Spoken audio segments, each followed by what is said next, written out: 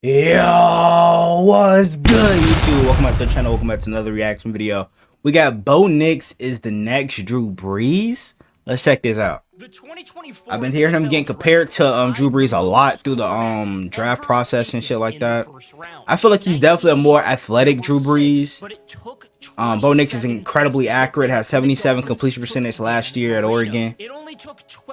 I feel like people are definitely not high on him because because of his age and shit like that. But he like I said before, I feel like he's the most NFL pro ready quarterback out of all the quarterbacks that went in the first round. More than Bo Nix. I mean, not shit. Obviously Bo Nix. More than Michael Penix. More than Jaden Daniels, Caleb Williams, Drake May, and JJ McCarthy, bro.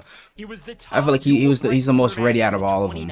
Class, Jaden Daniels, Sam Howell, and Max Duggan rounded out that top four. Nix was a five-star who was born in Auburn and whose dad, Patrick Nix, played quarterback at Auburn. He was destined to be a Tiger and immediately made himself known. He was dog shit at Auburn. And in his first college game, Nix led number 16 Auburn to a comeback win over Justin Herbert and number 11 Oregon. That was on August 31st, 2019, a long time ago. Nix beat Mac Jones in Alabama in the Iron Bowl 2 that season, and he went on to win SEC Freshman of the Year after he had 2,500 yards, 16 touchdowns, 6 interceptions, and 7 rushing touchdowns. Expectations for Nix were high, and then came the 2020 COVID season. He only had 2,400 yards, 12 touchdowns, 7 interceptions, and 7 rushing touchdowns. Nix didn't make a jump, and after the season, Auburn hired a new head coach, Brian Harsin, who Nix said he was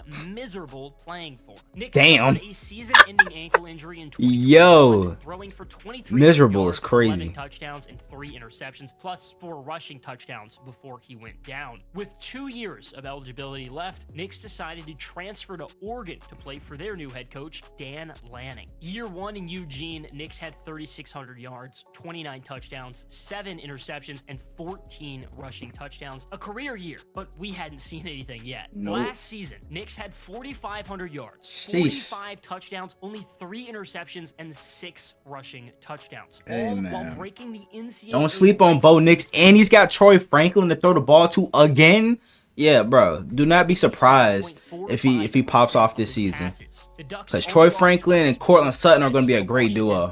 And you got Marvin Mims too that you can put in the slot. And Jaden Daniels. He started 61 games in college, the most for a quarterback in NCAA history. Bo Nix is experienced and proven. He may not have the craziest talent, but I can see the vision for Sean Payton. Sean Payton has won a Super Bowl and had a ton of success as the head coach of the Saints. And what did he have in New Orleans? A reliable quarterback. A lot Drew of experts Brees. pre-draft compared Bo Nix to Drew Brees. Brees had one hell of an NFL career. He won Super Bowl 44 and was the Super Bowl MVP. He won Offensive Player of the Year twice, won Comeback Player of the Year, and was the Walter Payton Man of the Year. Brees is a surefire Hall of Famer and one of the most decorated quarterbacks in NFL history, but was never known for his raw talent. He was a quick passer with a super fast release. You could say, bro, I forgot he got drafted to the completed 74.4% by the Chargers, bro. 18, an NFL record.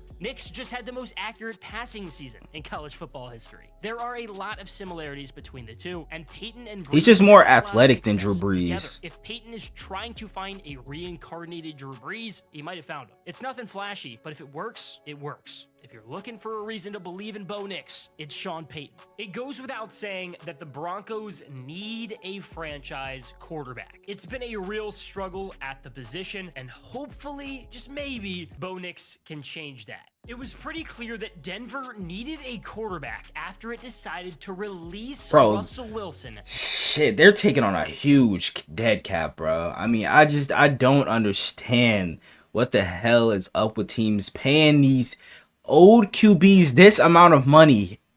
Like it just doesn't make sense to me, and I think it's gonna happen the same thing with the Falcons as well after they then drafted Michael Penix Jr. in the first round. Like I just don't understand He it. was signed under the Nathaniel Hackett regime and struggled in year one with 3,500 yards, 16 touchdowns, and 11 interceptions. It wasn't pretty, but Wilson was a lot better last season playing for Sean Payton. He finished with 3,070 yards, 26 touchdowns, and 8 interceptions. But I feel like Russ is still good though. And save as much as it could on the 5-year, $245 million extension. See, Pittsburgh was smart to only pay him on a 1-year deal. Decided to trade for Zach Wilson from the Jets. He's been by every measure a bust, but gives good depth to the position and has experience starting in the NFL. He started 33 games in New York, throwing 23 touchdowns to 25 interceptions. Denver also has Jared Stidham, who started the final 2 games of the season for the Broncos last year. He had 2 touchdowns. Stidham is ace. Stidham is solid though. Too. He started a single game for the Cowboys in 2020. It's going to be interesting to see whether or not the Broncos want Nix to start week 1. He should. Older. Nix and Zach Wilson are only about 6 months apart. There's probably going to be a quarterback competition of some sorts in training camp. We'll just have to wait. Yeah, Bo Nix is going to definitely win that. Zach Wilson obviously failed with the Jets, but he wasn't set up to succeed very well there. Hopefully. The fuck you mean? He wasn't set. He had all the talent around him. He had Garrett Wilson, Breece Hall. Who else did he have on the roster? He had one of the best defenses in the league. So, like, bro, I ain't trying to hear all that. He showed flashes. He just could not stay consistent whatsoever. The same case with Bo Nix and Denver. The Broncos' top receiving target is Courtland Sutton. He's had at least 700 yards. And he had another chance last year, so. Including a 1,000-yard season in 2019. Just except when he tore his ACL in 2020. Denver did sign Josh Reynolds, who was... Oh, I forgot they signed Josh Reynolds. And had the second. Let me find out the Broncos got an underrated receiving core now. Mims Jr., a second rounder last year. Reynolds just struggled in the playoff game against the Niners.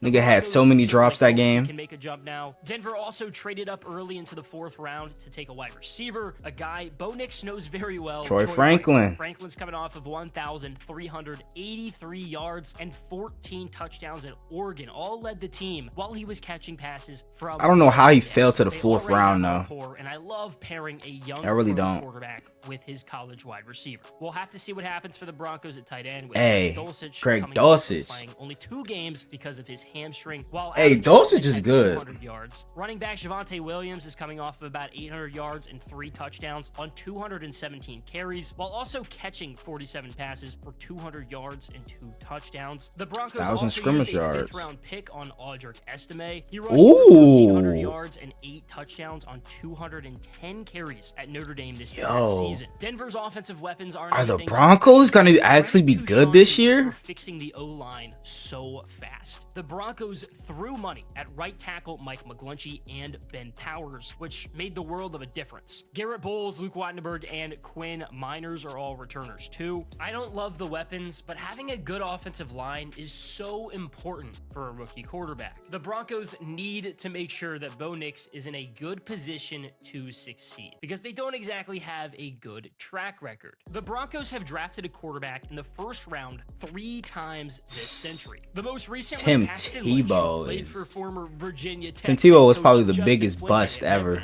He went 26th at the 2016 draft. Him or Josh Rosen. 3rd quarterback off the board behind Jared Goff and Carson Wentz. And he only started 4 games in his NFL career, all for Denver. Lynch threw 4 touchdowns and 4 interceptions. Damn. That's it. Paxton Lynch was a bust. In 2010, the Broncos took Tim Tebow at 25. He was the 2nd quarterback selected after Sam Bradford went 1st. Tebow is iconic, but he didn't last in the pros. Wasn't he like projected to go in like the 3rd or 4th round too? In 2011, made the playoffs where Tebow hit Demaryius Thomas and he took off for an RIP DT. First play of overtime. That is a play and a run that will never be forgot, but it doesn't change the fact that Tim Tebow wasn't a good NFL quarterback. He started in 14 games in his 2 years years as a Bronco. Tebow had 2,400 yards, 17 touchdowns, 9 interceptions, and rushed for 12 touchdowns. Finally, Jay Cutler, the 11th overall pick at the 2006 NFL Draft. Cutler had a long,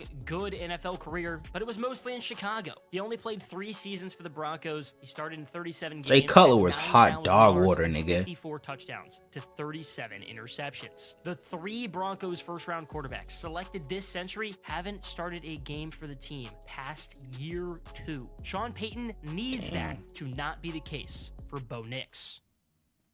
Hey man, what do you guys think is gonna happen with the Broncos this year? Do y'all think that Bo Nix is definitely gonna be their franchise guy? Y'all let me know down in the comments below. Hope you guys enjoyed. If you did, make sure you guys like, comment, subscribe to the channel. If you're new, turn on my post notifications to get notified whenever I drop another banger video.